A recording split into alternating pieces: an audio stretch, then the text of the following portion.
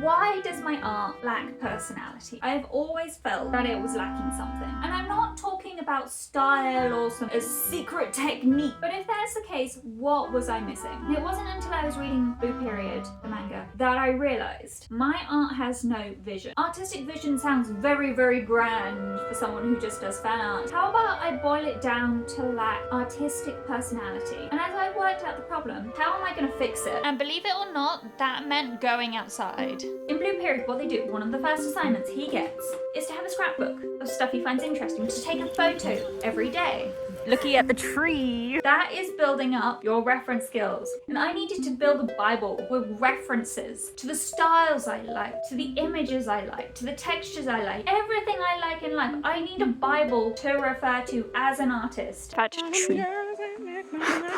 And I only had £30 to do so. The rules. The first rule, it has to be a physical book. Why am I saying a physical book? Well, that forces you to tailor it. But doing it physically means you have to be more selective. But a lot of artists said that inspiration comes from real life, from going into the world and experiencing it. And unfortunately, this is gonna have to be something I do. I mean, touching grass, how awful.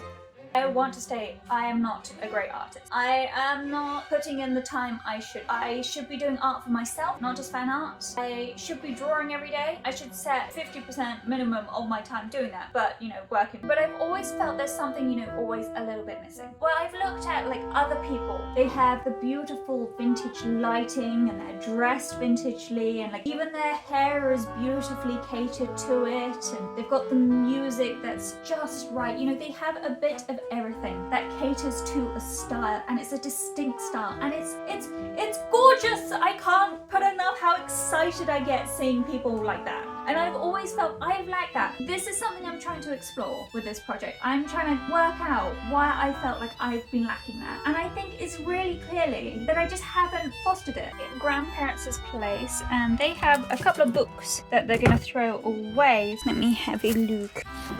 Ooh! Bitty box! I'm like a little mouse. You see me mousing? That's a big mouse. Do you mind? I would be a gorgeous mouse. So we have, first of all, the photos that I have taken of inspiration. Yes, there are a couple of my chickens on there, but this is stuff I went out and found myself that I liked. I have bits of leather scraps, which are just leftover pieces from my granddad's handbag making. I have chocolate wrapper because I really like the font. I have some art books which I'm going to cut out. This is a throwaway one because we got duplicates. Flowers. I've got end paper, so this is marble paper that you do the ends of books with, and I've got scraps of that which have been taken out from old books that my granddad's prepared. I found this lace in a charity shop along with these buttons which are fabulous. Some collaging paper which I got for £2. A bunch of glue sticks I got for £5. And it is time to get started. So now one of my main issues while doing this is I was worried that I didn't have the money to make this, or there was things stopping me doing it, like printing quality, how everything turned out, or not having the skill of collaging. But I think this is a really important thing you do have to sit down and physically do as an artist, and it's something that I have severely been lacking in. Always prioritizing work or how I present my work, or just trying to learn stuff, that I've never taken time to just sit down and think about what I like. And the physicality of doing it in person with something physical in front of you makes it so much more meaningful, and you connect to it. Or I think